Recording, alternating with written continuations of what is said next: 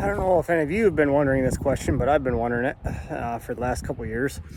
What is more beneficial, rucking or running, when you're getting ready for a Western hunt? You're trying to get your muscles ready, your back ready, everything like that.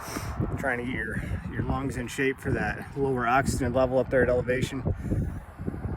If you've seen any of my videos, you know I just got done a week ago with a 25-mile ruck. We were trying for 50 miles, didn't quite make the 50. We got halfway there. But the 25-mile ruck, we were doing it with 25-pound packs. I've been training for about a month, me and a couple of the other guys. And I hadn't done a lot of running. I think I've only ran 3 times this year. Today was my 4th run. And so, I'm curious, what effect did that ruck have on my aerobic activity? And so I thought I'd give it a try. So today I went out and I ran, and what I found was kind of interesting. I thought I would have at least a little bit of an uptick because of those long distance hikes. Sometimes we were going up soft sand on somewhat steep hills, not like mountains, but steeper hills, at least for Michigan. Getting some elevation. I think the one day we did 250 some odd feet of elevation gain. A lot of it in soft sand with the packs on.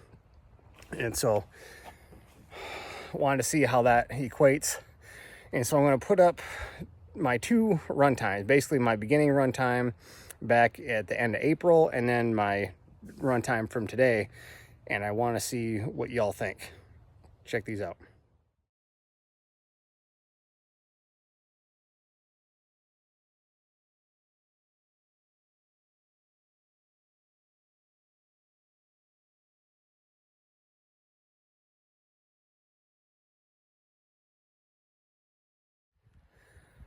Okay, so I thought that I had ran the same route on both of those.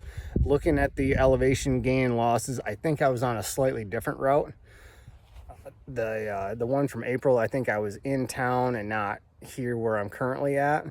But as you can see from the elevation gains and losses, not a huge difference, grand scheme of things. Some small hills, but nothing big.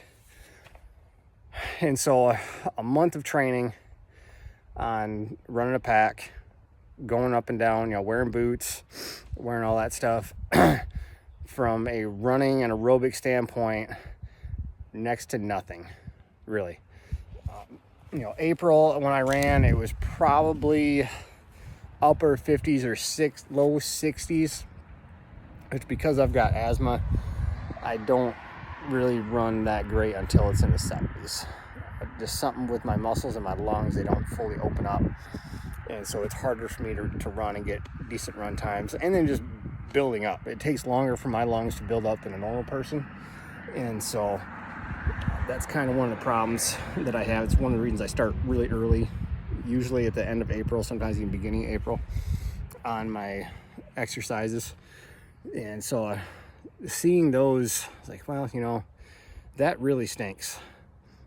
In a way. Now, I've gotten my back and my shoulders more used to hiking. So in that regard, that's kind of a good thing. Now I've got that weight. My leg muscles are strengthened somewhat for that kind of activity. But as far as the aerobic side of things, I haven't gained anything. So if you're wondering if your pack training is going to help out your aerobics, it's not.